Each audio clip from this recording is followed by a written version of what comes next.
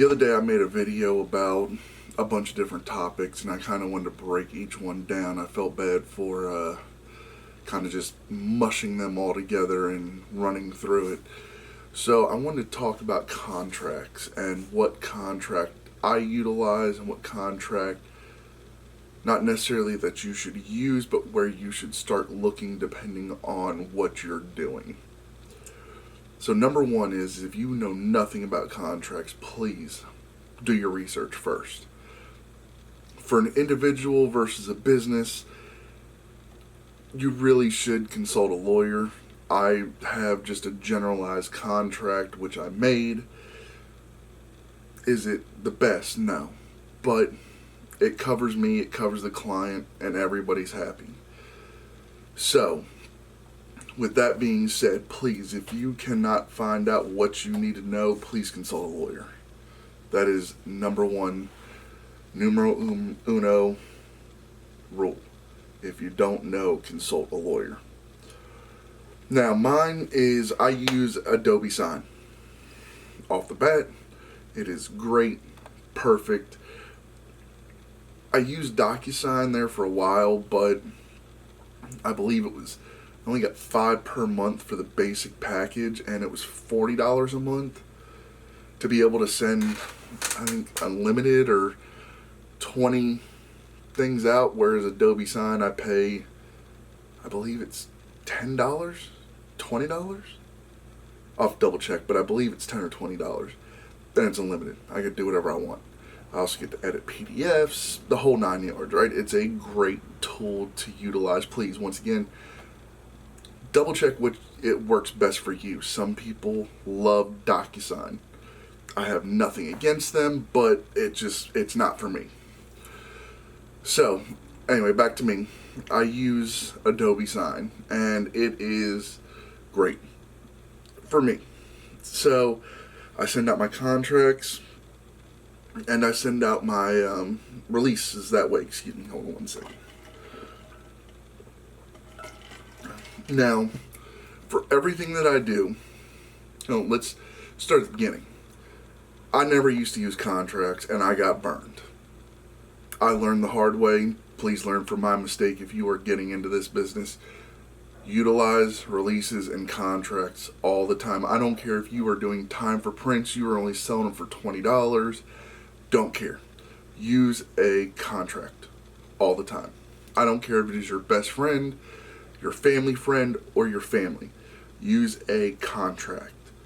It will save you a lot of heartache in the end. Now, once again, with that being said, utilizing the contract in which I have is great. It allows a lot of freedom to be able to show what your intentions are to the client in the negotiating process.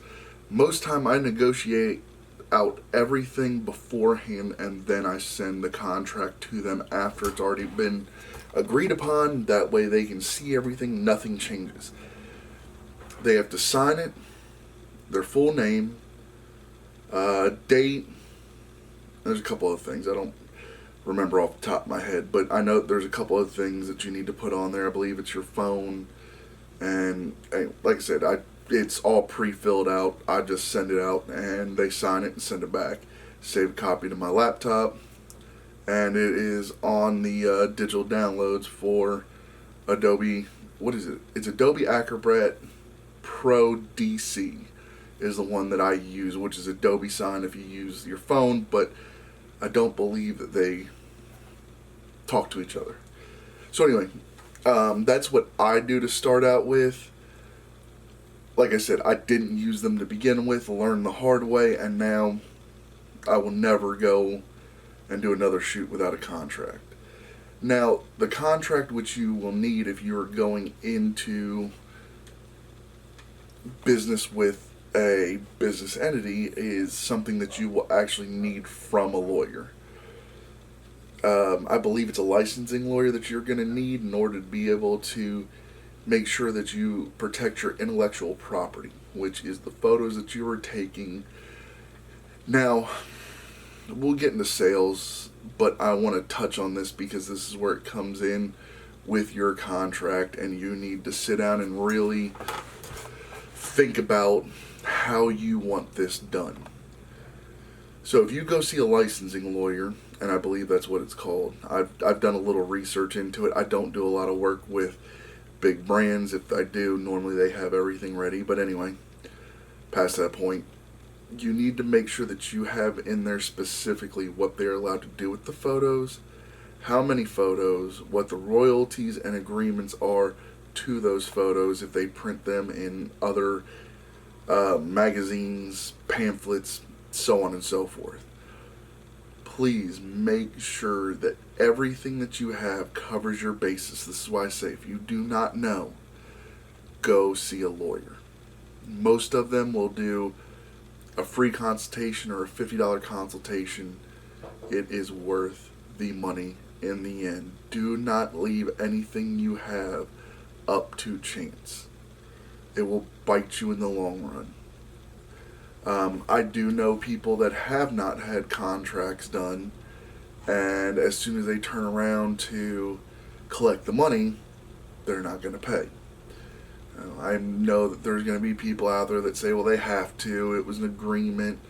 Listen, most companies, if you do take them to court, which most people will not, they may pay, but they're going to settle out of court.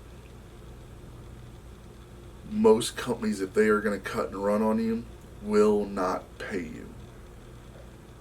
Like I said, if you don't know, do your research and go talk to a lawyer. Do your due diligence to make sure that you are covered as a business. Do not let somebody else do it for you. So, past that. Now, model releases. Now, there is a whole lot of model releases out there. Now, a model release versus a contract are two totally different things. Once again, this is 99% of the time for an individual model, portrait, photography, whatever you want to call it, boudoir. But that release is you giving the person permission to utilize the photos. Now, each release that you find on the internet, make sure that you read it, because there are a ton out there. But make sure that you read through those. Everyone's going to be different. I found one with royalties of how much percentage that person is going to make. Make sure that whatever you get fits your needs. Once again, if you cannot find that, find a lawyer and ask them. There is no shame in not knowing and asking a question. The biggest thing is make sure that you are CYA, and for those of you that don't know what that means, cover your ass. Do not take the chance on getting screwed because you try to take a shortcut. A shortcut gets you nothing other than cut short. So at least what my daddy told me, and it's pretty much held true for the most part. Anyway, past that point, for both of these things, I am not a lawyer. These are what I have come across and people that I personally know have come across. You may know somebody that has had different outcomes, scenarios. If you have, that's great. But as I said, CYA, make sure that you are covered at the end of the day. Do not take the chance on having something happen to you because you took a shortcut. Make sure that you do your own research of what you are trying to accomplish. Do your due diligence. If I can tell you nothing else from my experience and the people that I've worked around, always ask. Now, there is one oddity out there, and that is a non-profit organization. And now this depends on what kind of nonprofit that you are working with. So I have friends of mine that run a motorcycle club here in Texas. And they do a lot of work with wounded warriors, veterans, and kids. Now, for them, they are a small nonprofit at the moment. But as they progress, obviously it will get bigger. So my contract will work for them, but as they grow and more things come about, I will need to go talk to a lawyer to make sure that everything that I have in that contract meets the standards and that we have an agreement upon what is actually going on. Now, with a nonprofit, once again, these are my experiences, most nonprofits are not going to pay you. They will give you a receipt for the services provided. And how you look at that is however your business model is. I'm not getting into the great, the good, the bad, the ugly. It is how you want to work your business. I personally love working with nonprofits, but that's just me. So, once again, if there's 3 things that we can talk about with contracts. Number 1, do your research. Number 2, if you don't know, go find somebody that does.